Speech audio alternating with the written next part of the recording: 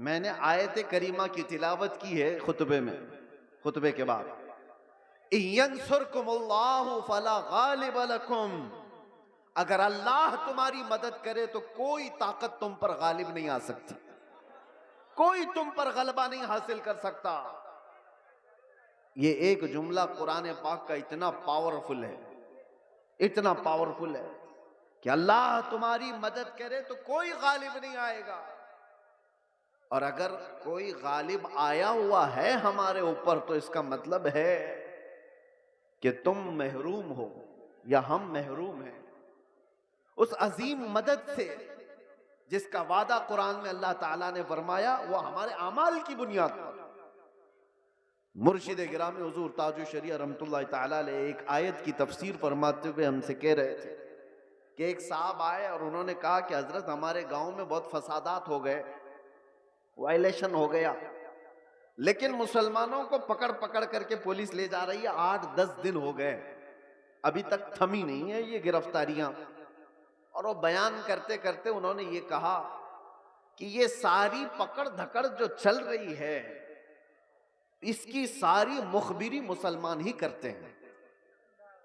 कौन कहां किस घर में छुपा है और क्या क्या कर रहा था सब मुसलमान ही बताते हैं और आकर के इनको अरेस्ट किया जाता है।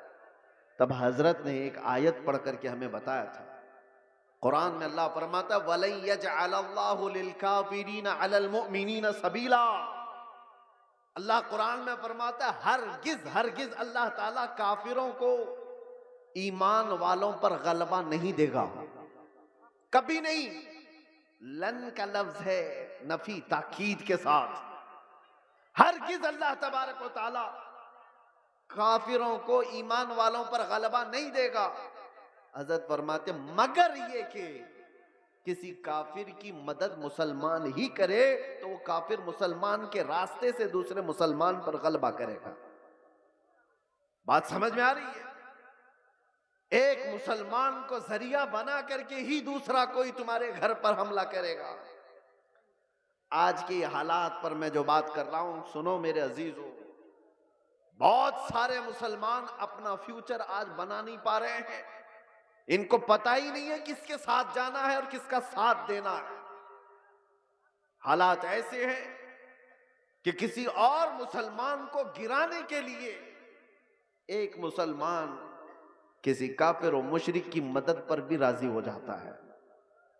यही मैं बता रहा हूं कि कभी तुम्हें कोई कौम मगलूब नहीं कर सकती जब तक कि तुम्हारे अंदर के गद्दार तुम्हें मगलूब ना करें। जब तक हमारे दरमियान मौजूद जमात के मुनाफिकीन हमारे खिलाफ ना खड़े हों तब तक कोई कौम हमें डायरेक्ट नहीं गिरा सकती। अभी 1 महीने पहले की बात मैं बताऊं, और सीनियर ऑफिसर ने मुझसे कहा कि मौलाना आप डरते क्यों हैं, आपकी कौम को कोई भी हरा नहीं सकता, ये हम जानते हैं।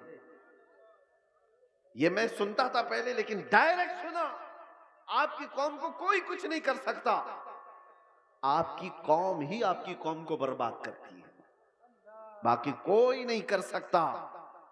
आज भी दूसरों को इस बात का यकीन है कि हमें कोई भी गलबा हासिल करके गिरा नहीं पाता जब तक कि हमारा अंदर का मुनाफिक उसका साथ नहीं देता।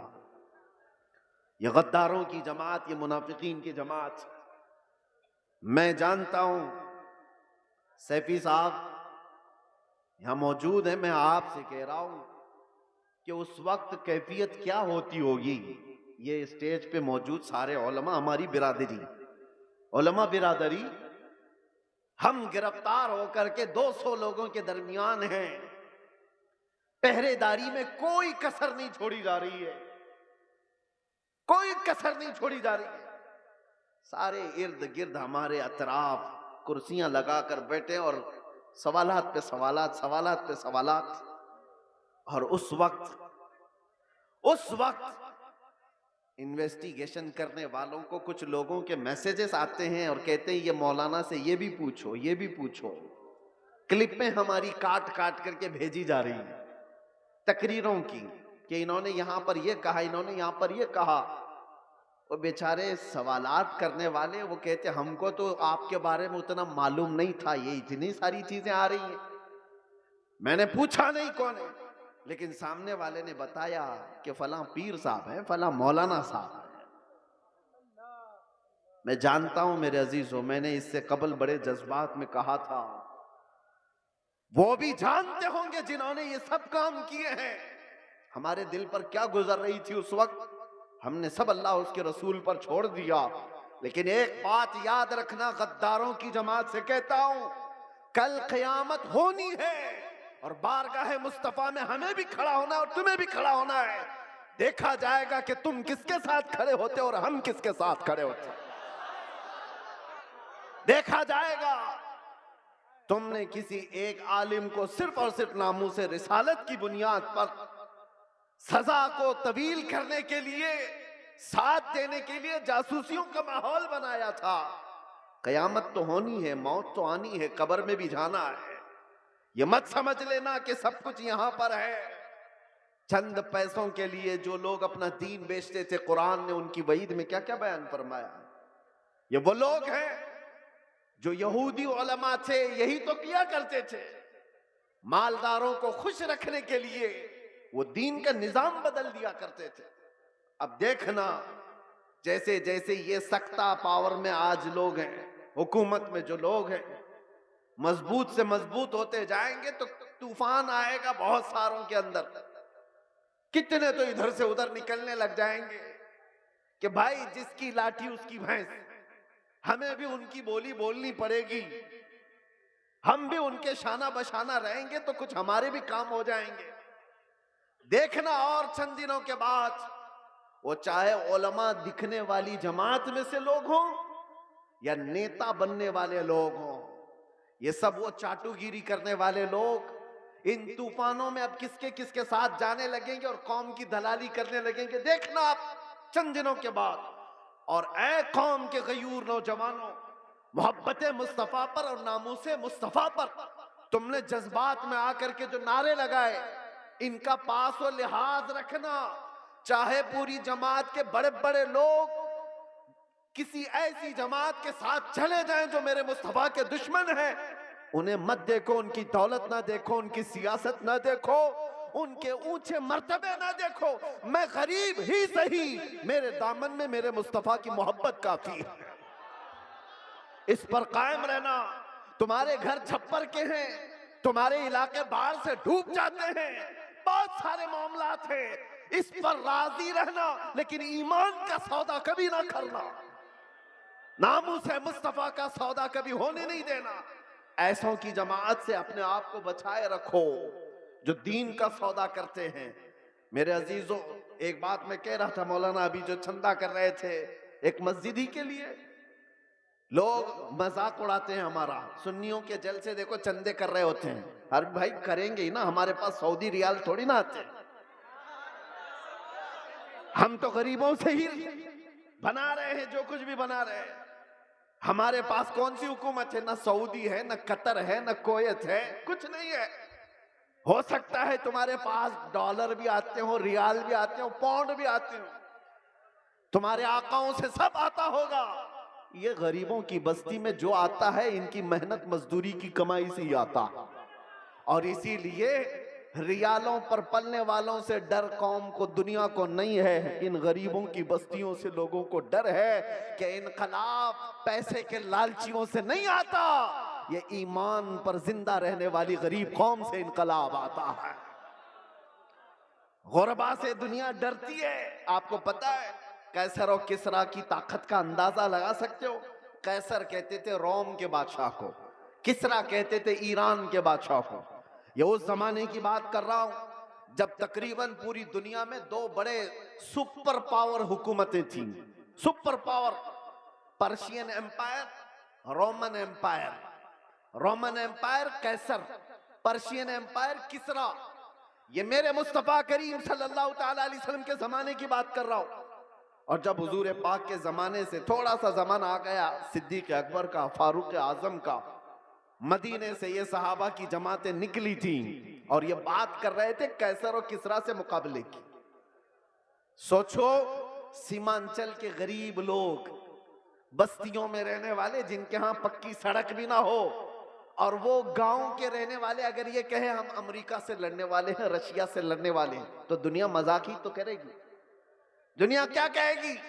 अरे तुम्हारे छप्पर के घर हैं और तुम बात कर रहे हो सुपर पावर से लड़ने की।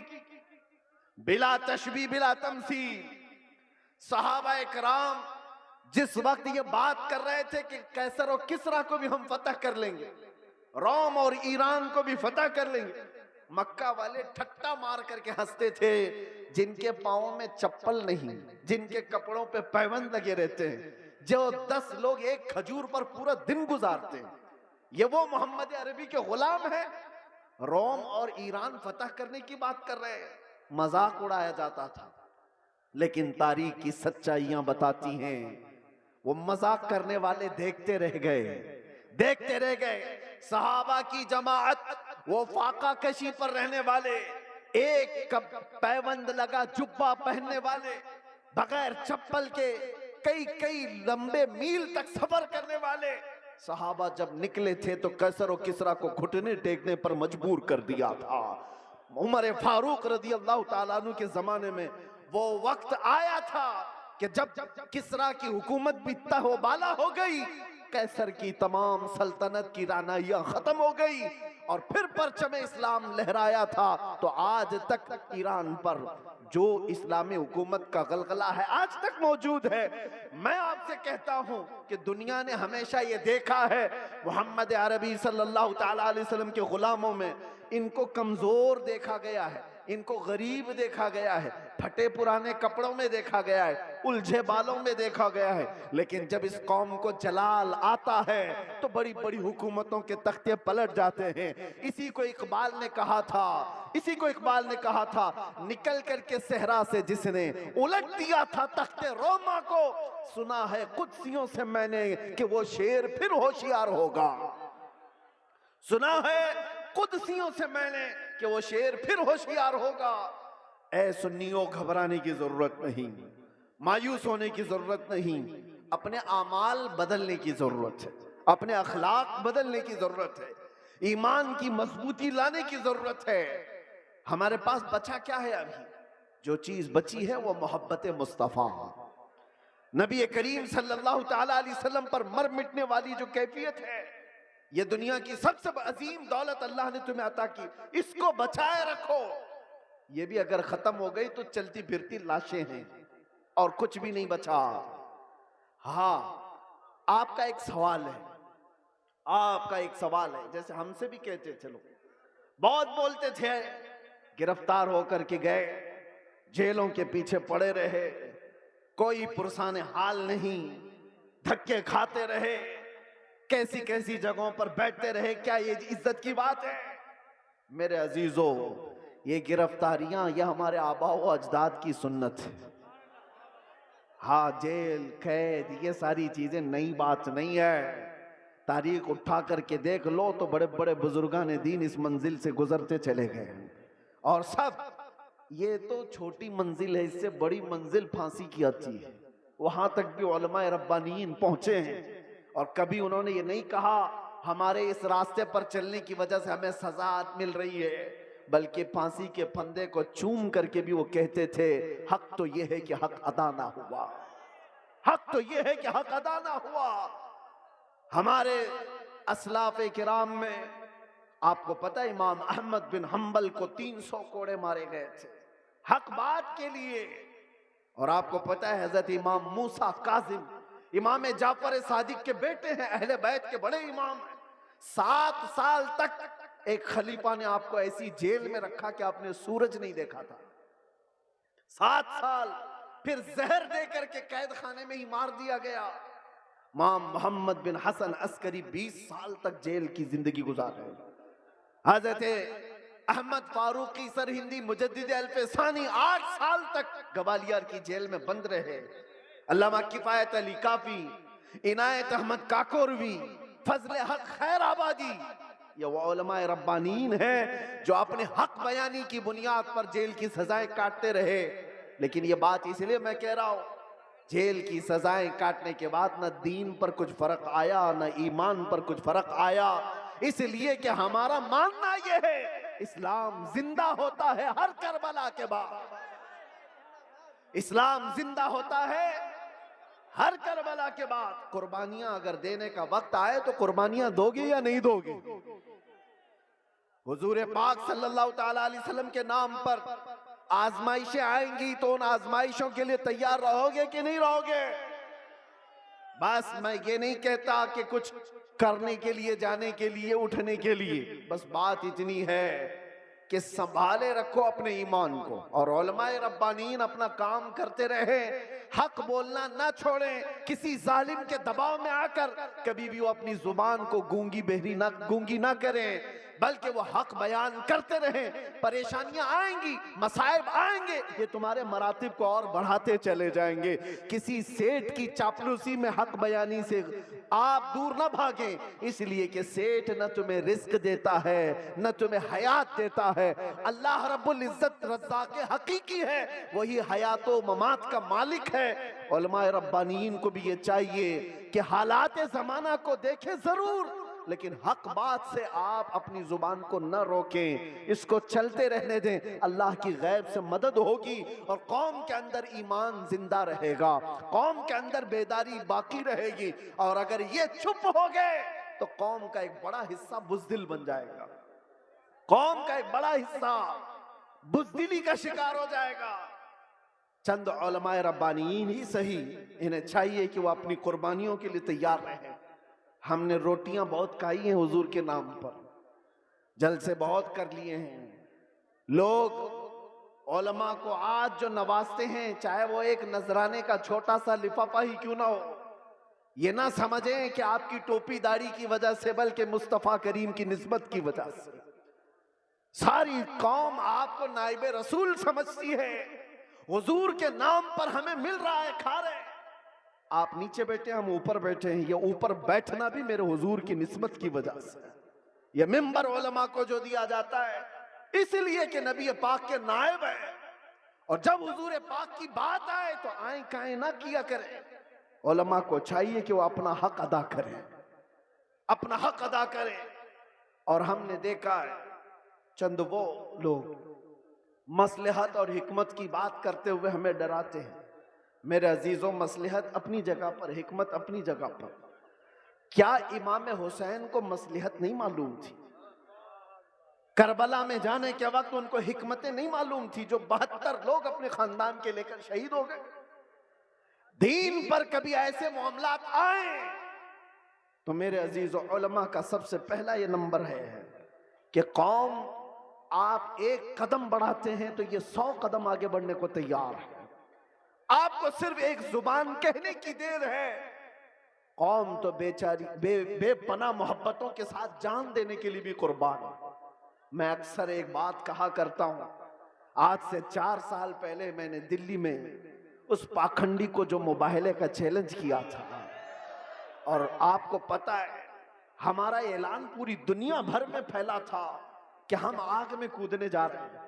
लेकिन उस वक्त मुंबई का एक नौजवान मेरे पास आकर कहा था, जो कोई बामल नहीं दिखता शक्ल से, हाँ दाढ़ी में भी डिजाइन, सर में भी डिजाइन, फटी जीन्स पहना हुआ, उसने कहा था कि हजरत मुफ्ती साहब, मैंने सुना है आपका ऐलान, आप दिल्ली जा रहे हैं आग में कूदने। मैंने कहा आपको क्या है उससे? उसने कहा आप जब भी जाना हो तो मुझे ले जाएं, पहले मैं कूदूंगा। चेहरा देखो, हुलिया देखो पूरा। मैं ये कहता हूं उलमाए रब्बानीन से, हमें सिर्फ कहने की देर है, सारा महाज कौन संभालेगी? सारा महाज। हमने सिर्फ ऐलान किया था, बच्चा बच्चा तैयार खड़ा था। ये जज्बा है मोहब्बत मुस्तफा की बुनियाद पर। उस दिन मेरे आंखों में आंसू आ गए थे उस नौजवान को देखकर। उसने कहा था मैं मस्जिद में ज्यादा आता नहीं, आपके करीब आया नहीं ज्यादा, लेकिन इतनी बात है कि हुजूर से मोहब्बत जरूर करता हूं, और जब उनकी बात आई है तो जान भी दे सकता हूं। मैं आपको बताऊं, उसी नौजवान को देखकर आंखों में आंसू आए। बारगाह मुस्तफा में मैंने अर्ज किया था, या रसूल अल्लाह, आपकी ये उम्मत गुनहगार हो गई, गद्दार नहीं है, गद्दार नहीं है, गद्दारी नहीं करती। तो मेरे अजीजों, इसी चीज को मैं कहता हूं थोड़ी सी लौ देने की जरूरत है। उलमाए रब्बानीन हक बयान करें, कौम को सही सलीके से चलने का उनको निशाना दिया करें, फिर देखें इनकलाब आएगा, जरूर आएगा। हमें आज ये पता ही नहीं है किसके साथ जाना है, किसके साथ बैठना है, किसके साथ उठना है। जो देखा उसकी तरफ चल पड़े, ऐसा नहीं होता। उम्मत मुस्तफा तुम खैर उम्मत हो, हर कोई तुम्हारा आइडियल नहीं बन सकता, हर कोई तुम्हारा रोल मॉडल नहीं बन सकता। तुम्हारा रोल मॉडल खालिद बिन वलीद हो सकता है, तुम्हारा आइडियल सलाहुद्दीन अय्यूबी हो सकता है। अरे गैरे नत्थू खेरे को देखोगे तो बुज़दिली तो आएगी। फिल्मों में नाचने वाले तुम्हारे आइडियल बनेंगे, तुम उनके फैन हो, उनकी तरह कपड़े पहनने की कोशिश करोगे, उनकी तरह लाइफस्टाइल बनाने की कोशिश करोगे। याद रखो वो जहन्नम में जाएंगे तो साथ तुम्हें भी लेकर जाएंगे। हाँ, लाइफस्टाइल बनाना है तो मेरे मुस्तफा के गुलामों की लाइफस्टाइल बनाओ। वो सहाबा रिदवानुल्लाहि ताला अलैहिम अजमाइन जो दुनिया के सबसे अच्छे इंसान थे इस रुए जमीन पर, वो हमारे रोल मॉडल है, वो हमारे लिए आइडियल है। कौम को ये मैं कहता हूं, सहाबा को पढ़ो, उनकी सीरत पढ़ो।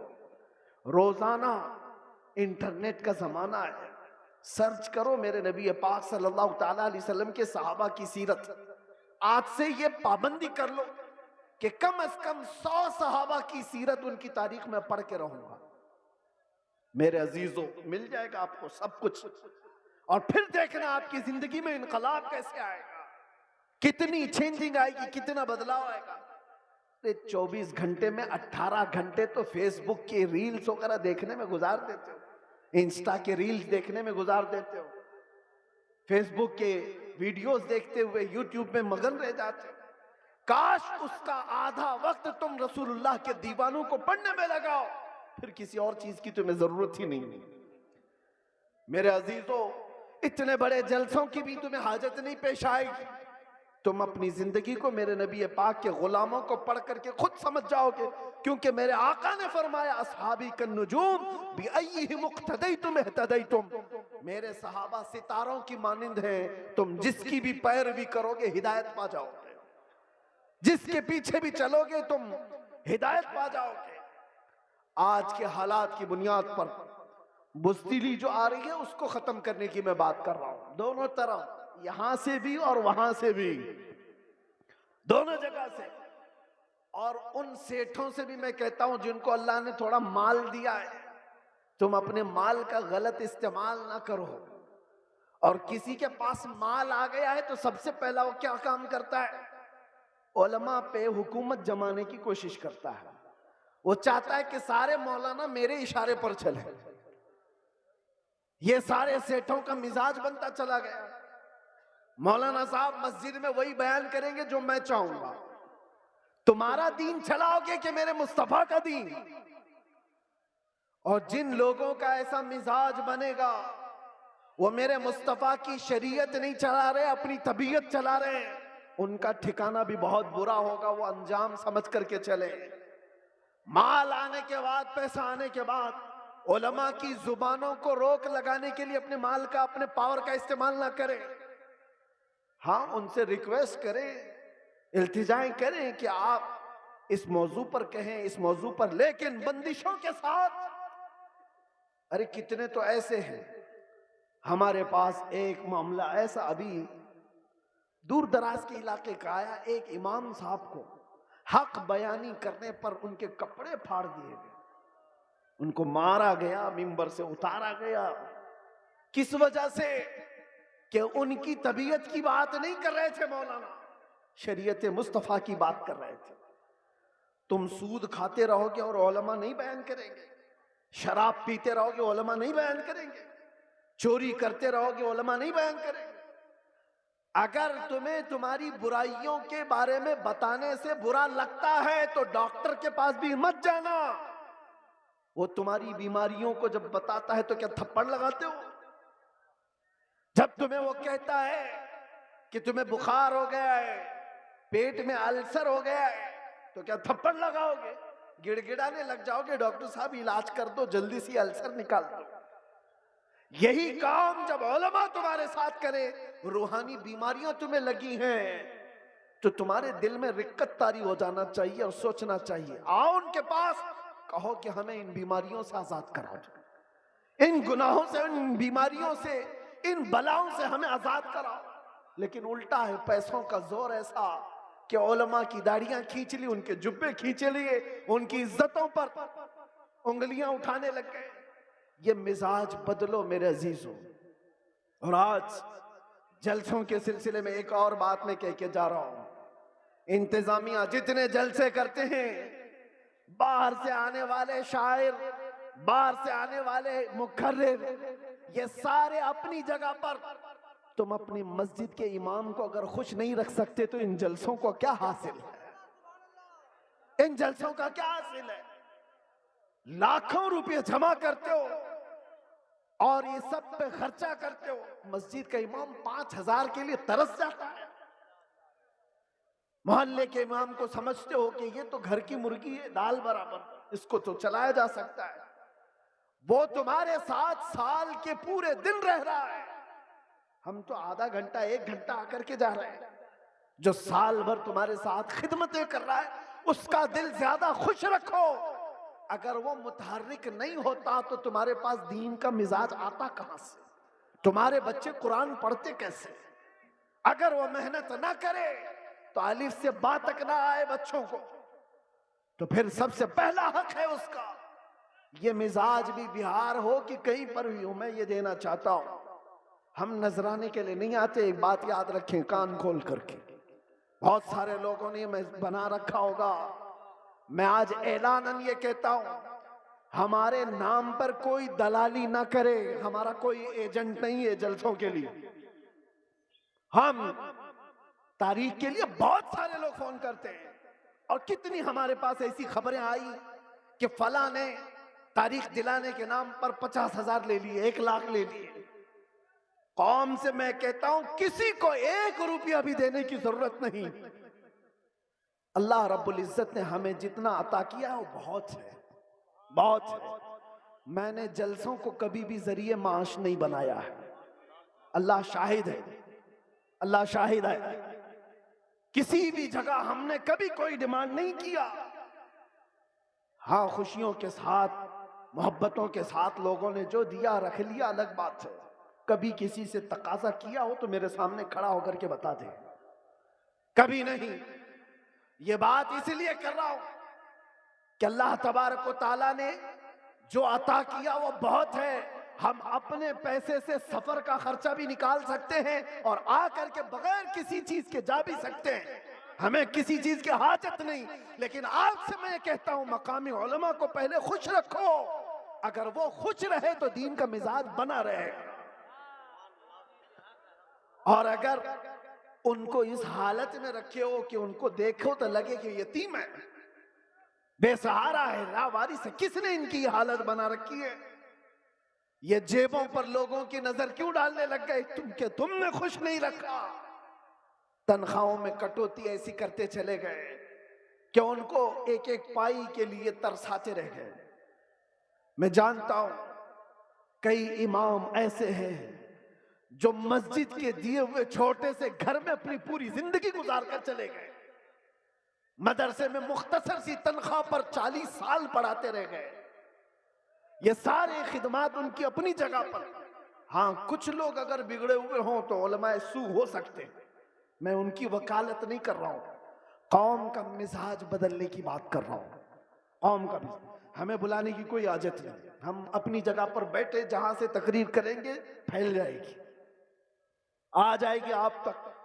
मुंबई में खड़े होकर के जुमा में खिताब करते हैं तो पूरी दुनिया में फैलती है, आ जाती है। हम सिर्फ और सिर्फ बड़े इसरार की वजह से आ जाते हैं। हम ये नहीं चाहते कि आपका माल जाया हो, बर्बाद हो। आप ये सारे माल का जो सही इस्तेमाल है वो अहले सुन्नत व जमात की मजबूती के लिए ही पर लगाओ। ये क्या मिजाज है बना रखा है? बहुत सारी फॉर्मेलिटीज हम देख रहे हैं, नात खानी भी नोट खानी की तरह, जिसको देखो उसको पैसों की तलब में अगर नात पड़ी जाती है तो वो नात नहीं रहती है। वो नात नहीं, उससे इश्क मुस्तफ़ा नहीं आता। इश्क मुस्तफ़ा तो वो है। आज से तकरीबन 70 साल पहले मैंने पहले एक मैगजीन आता था महानामा अल मीज़ान और इस्तिकामत, माजरत महानामा इस्तिकामत, उसमें एक चीज लिखी हुई थी।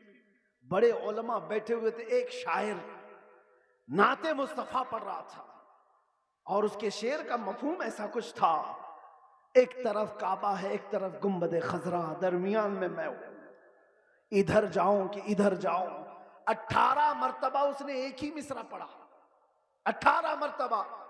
होता है लोग पक जाते हैं, ये शायर लोग क्या पढ़ रहे हैं, लेकिन वो शायर ऐसा नहीं कि जिस शेर पे पैसा मिल रहा है उसको रिपीट कर रहा हो, जिस शेर पे पैसा मिले उसको बार बार पढ़ते जाओ, नहीं, कोई नहीं। वो उलमा की महफिल थी, 18 बार जब पढ़ा उसके बाद गश खाकर गिर गया।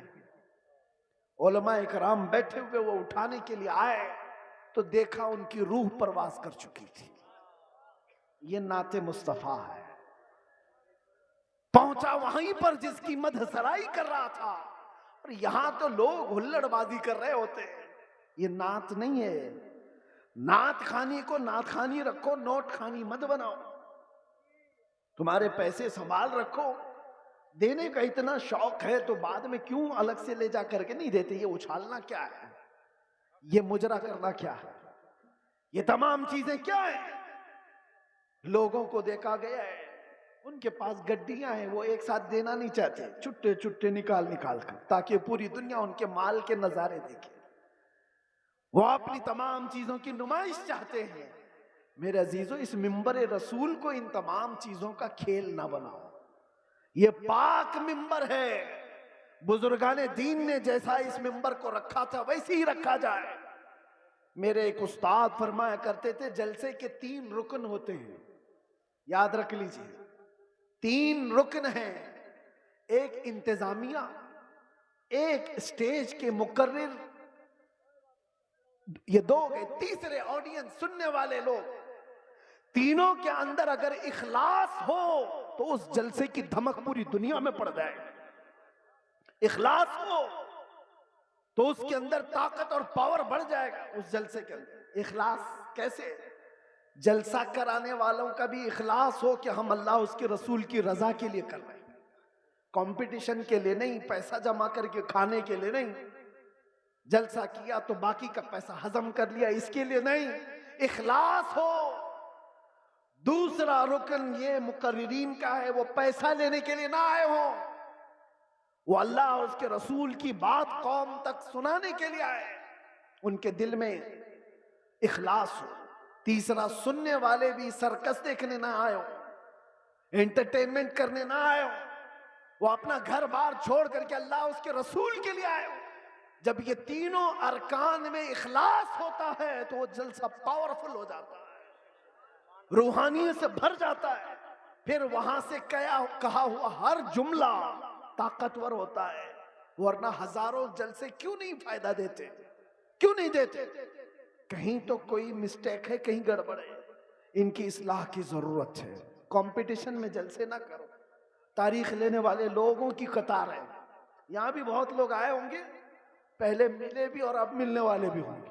उनसे भी मैं कहता हूं, एक इलाके में अगर कहीं हो गया तो सारे साथ मिलकर क्यों नहीं साथ देते? नहीं हजरत, हमारा गांव अलग है, हमारा गांव अलग, उसी गांव में तारीख दो। नहीं हजरत, हमारी कमेटी अलग है, कमेटी भी अलग करना चाहती है, गांव भी अलग करना चाहता है। किस लिए? मेरे अजीजों, इखलास पैदा करो। ये दीनी काम दिखावे के लिए नहीं होते, ये दीनी काम इखलास के लिए, अल्लाह के रसूल की इस शरीयत ताहिरा की हिफाजत के लिए। बहरहाल मैंने जो कुछ भी कहा आप लोगों के मिजाज से हट करके कहा, हो सकता है कड़वी लग जाए बात, लेकिन बीमारियों की दवा कड़वी होती है। बुखार की गोली कड़वी होती है, निगल जाओ तो फायदा है, उगल जाओ तो बुखार बढ़ता जाएगा। इसलिए उलमाए रब्बानीन, जलसे के मुंतजिमीन, और अवामुन्नास सब के लिए मैंने ये बात कही है। अल्लाह ताला सबसे पहले इन सब बातों पर मुझे अमल की तौफीक अता फरमाए और सारी कौम को अमल की तौफीक अता फरमाए। मेरे अजीजों, अखीर में आओ मैं अपनी गुफ्तगू समेटते हुए ये बात कहूँगा, अब इस दुनिया में हमारी बची हुई जिंदगी में कुछ भी नहीं रहने वाला, सब चीजें छिन जाएंगी। एक चीज बाकी रहेगी, वो कब्र तक भी रहेगी और हश्र में भी रहेगी। वो चीज है जिसको मैंने कहा जान है इश्क मुस्तफा, रोज फजू करे खुदा, जिसको हो दर्द का मजा नाजे दवा उठाए क्यों। नौजवानों, इस बात पर अपनी जिंदगी गुजारो। तुम्हारी अपने शौक नहीं चलेंगे, तुम्हारी अपनी ख्वाहिशात नहीं चलेंगी, तुम अपनी मर्जी से यहाँ पर नहीं जियोगे, इसलिए कि जिंदगी तुम्हारी अपनी नहीं है। जिंदगी ये नहीं किसी की किसी के लिए, जिंदगी है नबी की नबी के लिए। ना समझ मरते हैं जिंदगी के लिए, जीना मरना है सब कुछ नबी के लिए। लब्बैक या रसूल अल्लाह, लब्बैक या रसूल अल्लाह, लब्बैक या रसूल अल्लाह। व आखिरु दावाना अनिल हम्दुलिल्लाह।